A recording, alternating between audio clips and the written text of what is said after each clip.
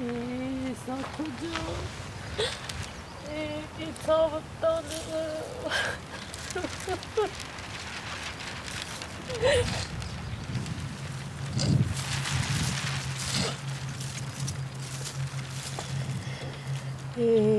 Gipçemi.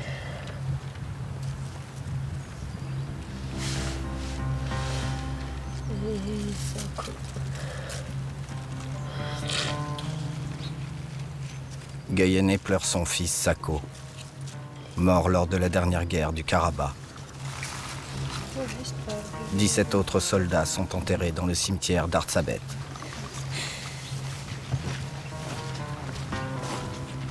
Gişeri galisi mıstı ama gişeri galisi. Gişperman akmana mıstı. Luiserin biraz var mı? Steymathi.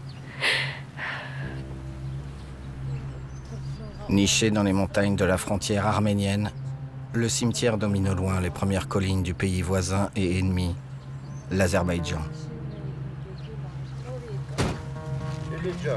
Samuel, le père de Sako, passe tous les soirs ici. Il a cru ne jamais pouvoir se recueillir sur sa tombe. Mort au combat, le corps de Sako est resté prisonnier du champ de bataille pendant plus de 2 mois. Samuel a tout fait pour récupérer la dépouille de son fils.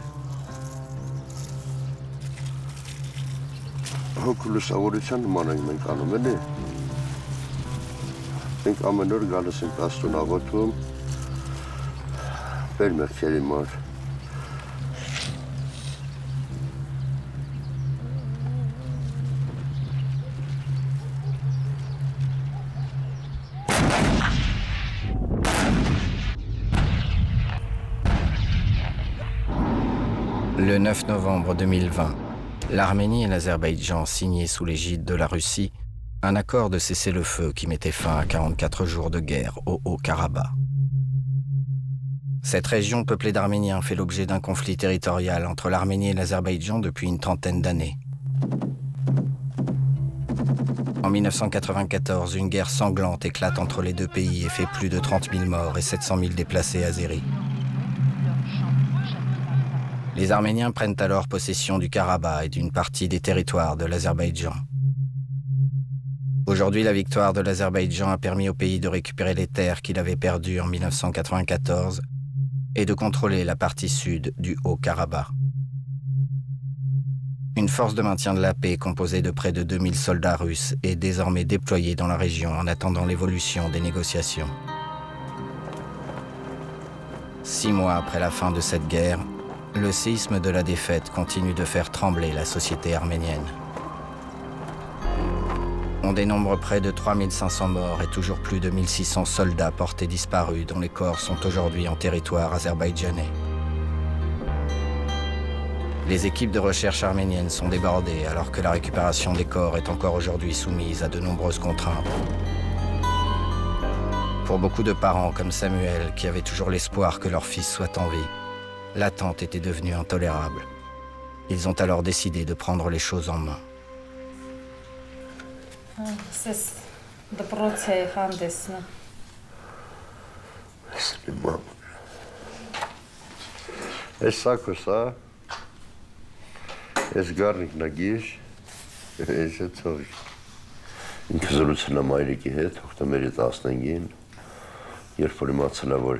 Ես Ռուսաստանի Դաշնությունից գալիս եմ, որ գնամ իր մոտ։ Մորը ոնց ասեմ, պահանջ դնելով, չգիտեմ ինչ անելով, որ ես չգնամ իր մոտ։ Եթե ես գնամ իր մոտ, ինքը դիրքերը լքելու է, որտեղ ինքը չկար իմ հետ։ Սարայի կամ ինքը չէր ուզում, որ ասենք, ես գնայի անցնեի նրա մեջով, ինչ որ մեջով ինքն էր ասում։ Samuel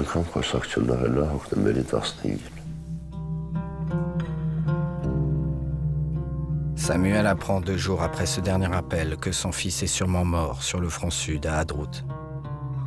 Les forces azéries occupent la position.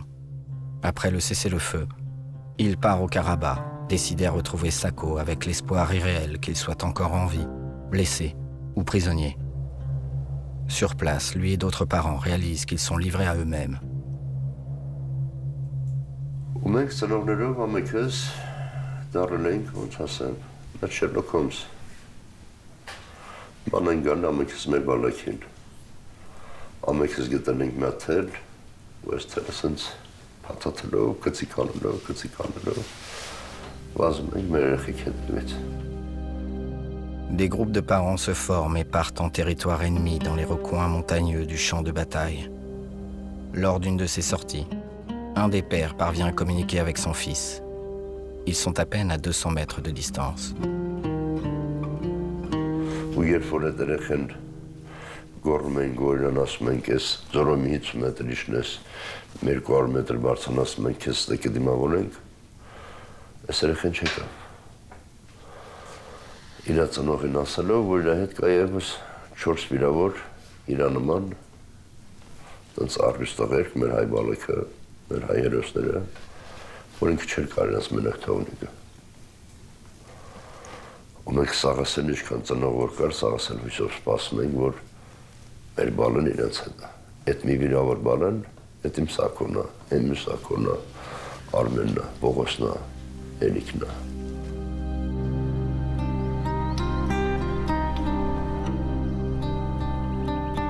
Son fils n'était pas parmi les blessés. Les semaines passent après la signature du cessez-le-feu. L'espoir de retrouver des soldats vivants diminue chaque jour. Le 20 décembre 2020, un miracle se produit. Un groupe de 6 soldats âgés de 18 à 22 ans est retrouvé par les équipes de secours officielles après avoir passé 70 jours cachés dans les montagnes et la forêt. Arman est un de ces rescapés. Perdu derrière les lignes ennemies pendant plus de 2 mois, le jeune soldat a failli mourir de faim et de froid. Ses pieds ont gelé.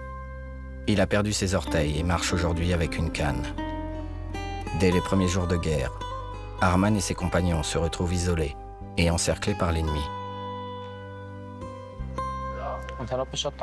Au début, il arrivait que nous nous cachions dans les maisons. Et puis avec le temps, nous avons fini par comprendre que nous n'étions pas en sécurité dans les maisons. Nous avons commencé à nous cacher dans les forêts, les montagnes, les gorges. Vraiment partout où on pouvait, dans les endroits où personne n'allait se dire qu'on pouvait s'y trouver. Pour se nourrir, les soldats vidaient les frigos et les placards des maisons abandonnées par la population fuyant les combats. Arman et ses amis n'avaient que quelques cuillères de riz et quelques gorgées d'eau par jour. Pour certains d'entre nous, il était vraiment très probable qu'on ne s'en sorte pas. Dans ma tête, je me parlais à moi-même. Je me disais que ma vie, c'est comme un film. Je suis le héros principal du film et le héros principal ne peut pas mourir. C'est sûr, je vais m'en sortir. L'histoire d'Arman et de ses camarades va susciter un immense espoir chez les parents des soldats portés disparus. Samuel veut encore y croire et continue à chercher son fils dans les montagnes.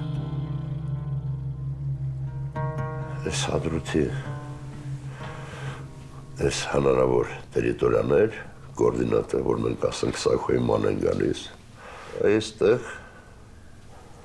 ես սպասեմ, որ իմ Սաքոյին կբերեն, թե ավելի լավա չբերեն, որ են վիրավորների կամ գերիների մեջ գտնեին։ Ես չգիտեմ ցավոք սրտի, թե ասուկամիջում ենք գտանք մեր որդու մարմինը։ Գոնե որ այսօր մենք կարող ենք գտանք ողբանք, մեր հարգանքի տուրքը մատուցանք, մեր բալեքին, մեր հայազգին։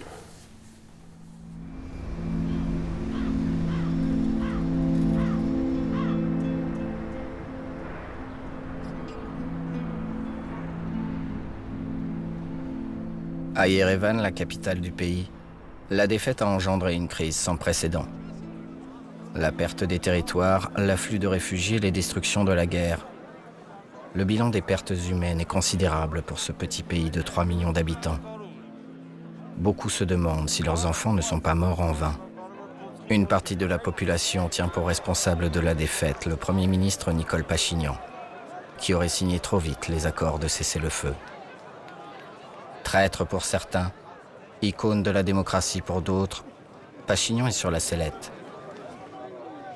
Et la société arménienne est aujourd'hui profondément divisée. Le 1er mars, Pachinian décide de rassembler ses troupes place de la République pour rassurer son électorat. Dans la foule, Eva, étudiante de 18 ans, assiste au discours avec ses parents. Grégorian, son père, était combattant volontaire pendant la dernière guerre.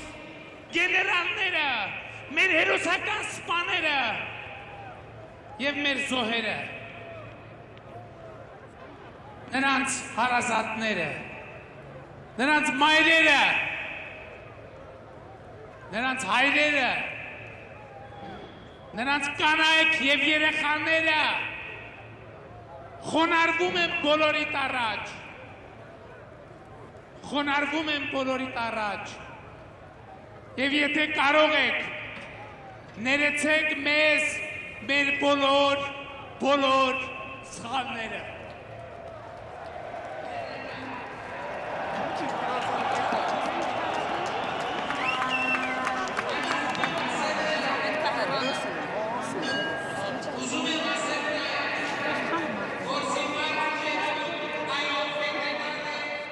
Je ne suis pas venue ici pour, je ne sais pas, défendre Pachinian ou l'opposition, que je ne soutiens pas. Je suis ici tout simplement car je sais que ma famille a choisi ce gouvernement. Je l'ai choisi aussi et je considère qu'on représente une partie du peuple.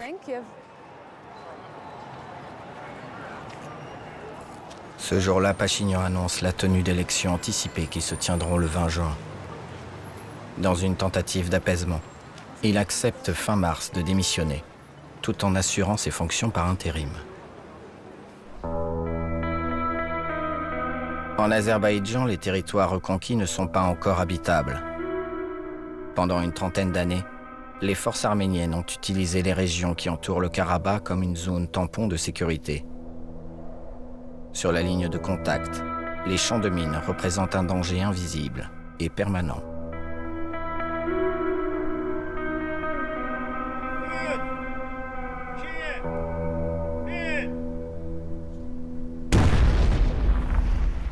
Plus d'une douzaine d'explosions accidentelles auraient aujourd'hui coûté la vie à des dizaines de personnes, principalement des civils. Beaucoup d'entre eux bravent malgré tout le danger, comme Khalid Umbetov, maire de la ville de Soukhouvouchan, pressé de redécouvrir sa maison natale qu'il a dû quitter en 1990 devant l'avancée des forces arméniennes. Nous allons tout droit vers notre village. On est de retour dans notre mère patrie.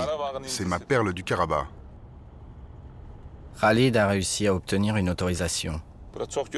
Un sésame sans lequel personne ne peut passer les nombreux checkpoints qui jalonnent la route.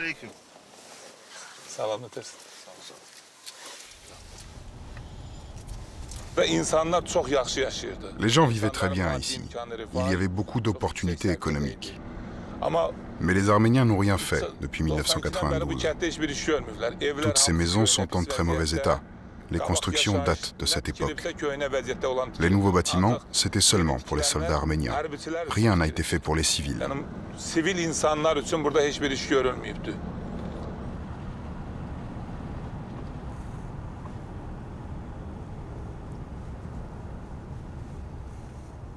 Cette zone tampon était restée depuis 30 ans une zone militaire. Au bout de ce paysage lunaire, la maison de Khalid est au bord d'un lac. Une maison chère à son cœur. Son père et son oncle l'ont construite ensemble. Après avoir été occupée par des militaires arméniens, elle est aujourd'hui occupée par des militaires azéris. La zone est toujours interdite aux civils. Il doit demander l'autorisation de pénétrer dans sa propre maison.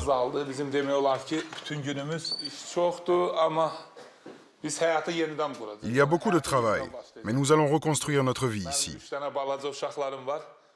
J'ai 3 jeunes enfants qui veulent vraiment venir, mais nous ne pouvons pas les amener à cause des mines pour le moment. C'est toujours une zone militaire, vous savez. Mais je veux absolument venir ici avec mes enfants parce qu'ils sont très intéressés par la terre de leurs grands-parents. On nous voit comme des déplacés internes, mais dès qu'on entrera dans cette maison, on laissera ce statut derrière nous et on redeviendra des citoyens à part entière.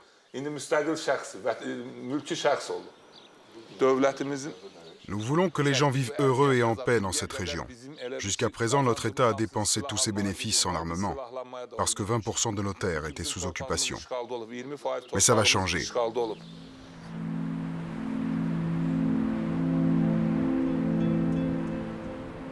Grâce à son industrie pétrolière, l'Azerbaïdjan est un pays riche.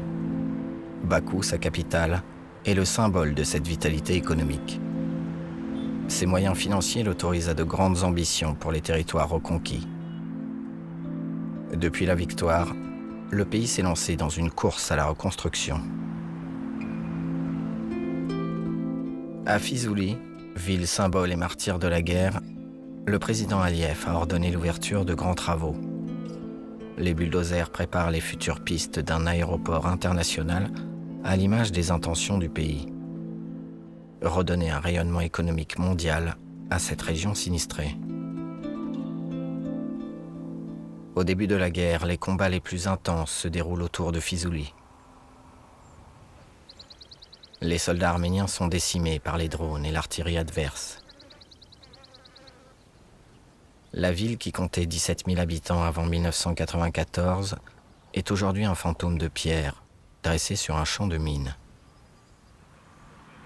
Mustafayev Rahim, responsable du chantier de construction de la nouvelle centrale électrique qui alimentera la future ville, rappelle chaque jour à ses ouvriers les risques auxquels ils s'exposent et la mission qui est la leur.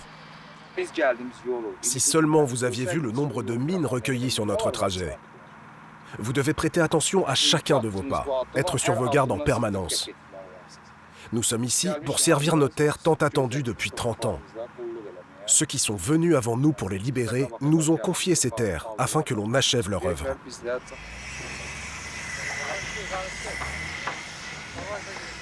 Quand je suis arrivé ici, j'ai vraiment été marqué par l'ampleur des destructions faites par nos ennemis jurés. Tous les édifices sont détruits. Il n'en reste pas une seule pierre. Mais être ici, c'est le rêve de chacun d'entre nous. C'est une chance d'avoir la possibilité de retourner sur nos terres et de pouvoir leur redonner leur éclat d'autrefois. Tout ça nous encourage et nous sommes prêts à tripler, voire quadrupler nos efforts dans le but de réaliser notre objectif. Dans les territoires reconquis, des dizaines de lieux de culte arméniens sont repassés sous contrôle azerbaïdjanais. Les autorités se sont lancées dans une bataille historiographique pour faire passer les églises arméniennes dans le patrimoine d'une minorité chrétienne azérie, fidèle à Bakou. C'est le but que s'est fixé ce groupe de chrétiens azéris, en se rendant au monastère de Tsiternavank, jusqu'ici arménien. Accompagné d'une escorte militaire, le groupe doit traverser une zone protégée par les forces russes de maintien de la paix. Les autorités azéries ont prévu un événement médiatique. Les Russes, peu sensibles à ces manœuvres politiques au détriment des Arméniens, imposent leur autorité dans la zone qu'ils protègent. Arrivé au checkpoint, le cortège est bloqué. Un officier azéri tente de négocier, mais ici ce sont les Russes qui décident. Excusez-moi de vous interrompre, mais vous avez bien 2 bus militaires et un minibus sur la liste? Quoi? J'ai pas compris. Vous avez sur votre liste de passage 2 bus militaires et un minibus. 2 bus? Je comprends pas. Si, normalement vous avez une liste avec les autorisations pour nous laisser passer. Pour l'instant, vous n'avez pas de permission. On va voir ça plus tard.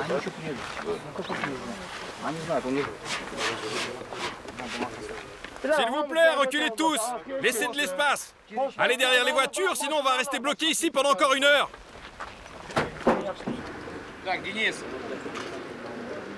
Le commandant de la base arrive pour gérer la situation.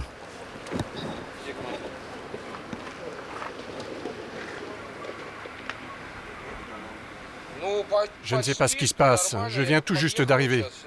Laissez-moi le temps de me renseigner, colonel. C'est qui les autres là? 50 journalistes. Quoi? 50 journalistes pour accompagner 13 pèlerins? Vous savez quoi? Les pèlerins, je vous laisse passer. Mais les journalistes, c'est hors de question. Après 1 heure de négociation, le cortège avec la presse finit par passer.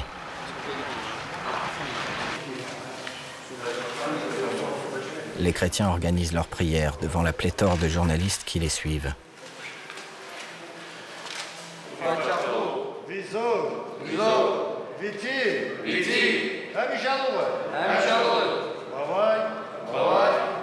Le gouvernement azéri cherche à démontrer que les lieux de culte arméniens et leurs églises séculaires appartiennent à une autre communauté.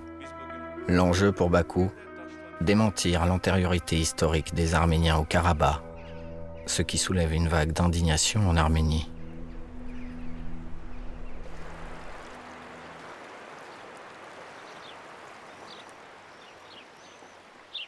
Si personne ne parle encore de réconciliation, pour Khalid, la politique de la main tendue devrait être une évidence pour les gens de sa génération.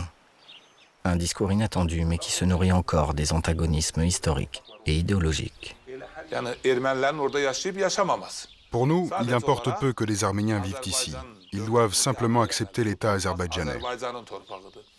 Ces terres sont les terres de l'Azerbaïdjan, mais tout le monde peut y vivre. Nos ancêtres vivaient côte à côte et il n'y avait aucun problème de vivre ensemble. Nous vivions comme de proches voisins. Nous pouvions même nous prendre du pain l'un à l'autre quand nous n'en avions plus. Mais ce sont les terroristes et les idéologues arméniens qui ont déclenché cette guerre. Aujourd'hui, l'Arménie doit cesser sa politique de haine envers les Turcs et les Azerbaïdjanais. En Arménie, les Azerbaïdjanais sont souvent désignés comme des Turcs. Les Turcs n'ont jamais reconnu le génocide de 1915. Une méfiance héréditaire est inscrite dans la mémoire arménienne.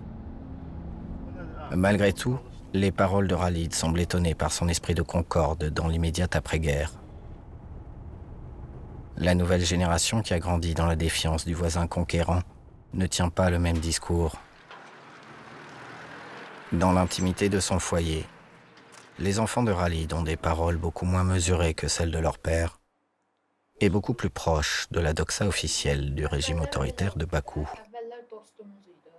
Ona görə bizim öz gücümüz bir daha təsdiq olundu. Ermənilər bizim torpaqları 1992-ci ildə ələ keçirmişdi. 1992-1993-cü illərdə biz öz qədim torpaqlarımızı yenidən özümüzə tabe etdik. Yəni oralar Qarabağ bizim idi.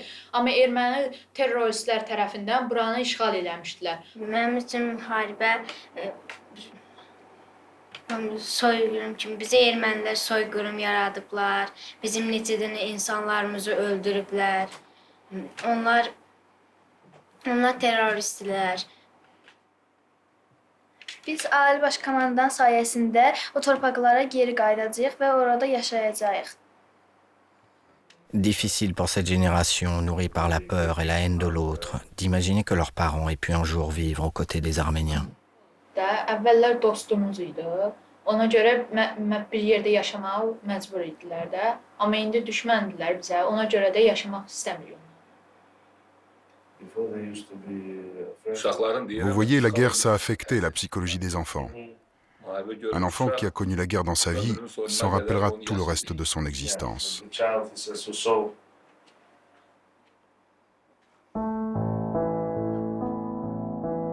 Des deux côtés de la frontière, l'avenir semble lui aussi miné par des années de guerre meurtrière et d'endoctrinement patriotique. La voie des négociations s'engage aujourd'hui sur un chemin tracé par la douleur des vaincus et l'orgueil des vainqueurs. La médiation russe, dont les motivations réelles soulèvent autant de questions à Yerevan qu'à Bakou, pourra-t-elle suffire à bâtir solidement une paix durable dans les montagnes du Haut-Karabakh?